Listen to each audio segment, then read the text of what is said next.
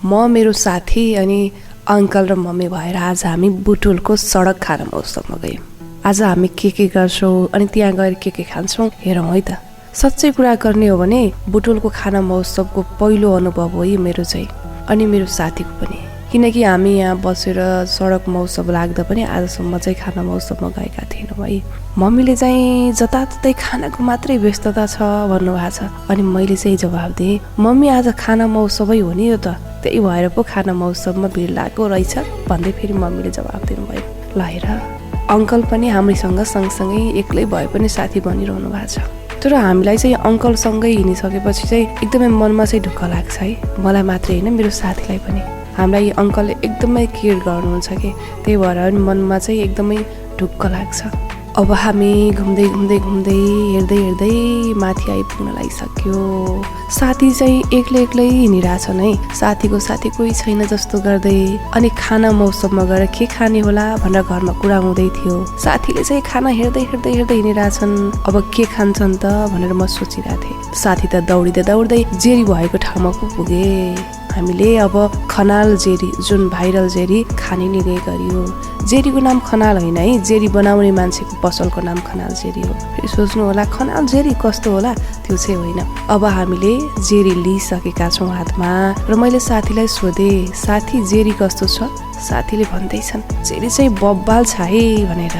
किनकि हामी मसरुमको दालको चाहिँ आज जेरी खाइरहेछौँ, पहिलो पटक हाम्रो पहिलो अनुभव। हामीलाई चाहिँ बबाल लाग्यो। तपाईँ पनि एकपटक गएर खानुहोस् है, तपाईँलाई कस्तो लाग्छ।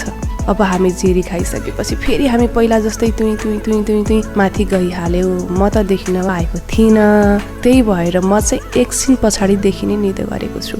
कहाँ म बोल्ने र भिडियो खिच्ने मात्रै हो त, म पनि देखिनुपर्छ है भनेर मैले पनि म देखिने निदो गर्दैछु। तर म त्योभन्दा अगाडि माथि जान्छु।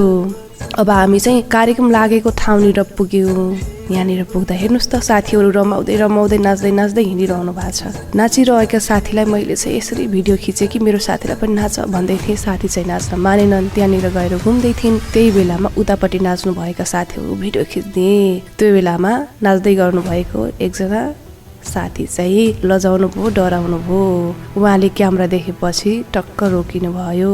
त्यसपछि मैले झन् उहाँलाई जुम गरेर देखाइदिएँ, अनि उहाँको टोलीहरू चाहिँ त्यहाँबाट भाग्नु भयो। कारण के थियो थाहा भएन।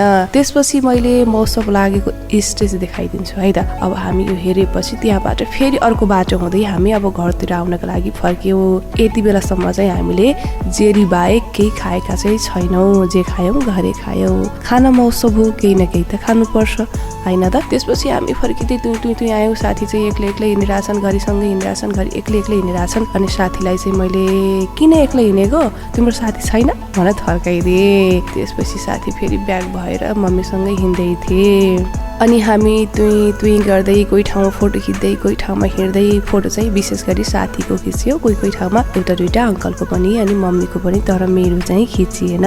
अब चाहिँ यसरी भएन, म बोलेर मात्रै कहाँ हुन्छ भनेर म पनि देखिन्छु भनेर निदो गरेँ। देखिने क्रममा साथी चाहिँ झुलुक्क आए, अनि त्यसपछि मम्मी पनि थोरै देखिनुभयो। अनि लास्टमा म र अङ्कल चाहिँ देखियौँ। यहाँले देख्नुभयो, अङ्कल पनि मुस्कुराउँदै हिँड्नु भएको थियो। त्यसपछि फेरि सुई म अगाडितिर भिडियो खिच्दै हिँडेँ। साथी चाहिँ रमाउँदै एक्लै तुई हिँडिरहेछन्। त्यस पछाडि चाहिँ हामी अब के खाने भनेर खानाको लागि हिँड्यो।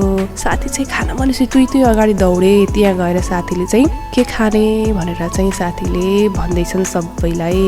त्यसपछि चाहिँ साथीले हामीलाई तपाईँले चिकन रोल खानु न त भने। अनि मलाई के खान्छौ भन्दै थिएँ, म पनि ओके चिकन रोल खान्छु भन्दै। त्यसपछि आयो हाम्रो चिकन रोल, जम्मा 3वटा आयो। हामी त 4जना छौँ। साथी चाहिँ चिकन रोल नखाने रे, तर मेरो भाग चाहिँ खाइदिए। अनि सबैले मिठो लाग्यो भन्दै हुनुहुन्थ्यो। त्यसपछि साथीले चाहिँ चिकन लेग पिस खाने भने। त्यस पछाडि साथीको चिकन लेग पिस आएपछि अङ्कलले चाहिँ खानु भएन, मम्मीले मैले पनि खाइदियौँ। त्यसपछि हामी खाना सकिएपछि हिँड्यौँ। त्यहाँबाट हिँडेपछि अङ्कलले भन्नुभयो कि नानी चिया खाने भन्नुभयो। मैले भने के छ र ओके गरिदिएँ, चिसो छ नि त मौसम, त्यो माथि चिया त म लभरै हो। अङ्कलले पनि चिया एकदमै पिनुहुन्छ। त्यसपछि हामी चिया खायो। त्यहाँ चिया खाँदाखेरि चाहिँ म भिडियो खिच्दै थिएँ साथीको, अनि कुरा हुँदै बसायो। साथीले चाहिँ कस्तो कुरा हुने मिठो मिठो बसाइरहेको छ है भनेको, उता छ भनेर मुखले चाहिँ देखाउँदै थिएँ। म चाहिँ त्यहीँनिर उभिएको रहेछु। खाने कि नखाने भन्दा भन्दै हामीले चाहिँ पुऱ्याउने चाहिँ खाएनौँ। चिया खाएर हामी त्यहाँबाट हिँड्यौँ। त्यसपछि हामीले चाहिँ घर आयौँ।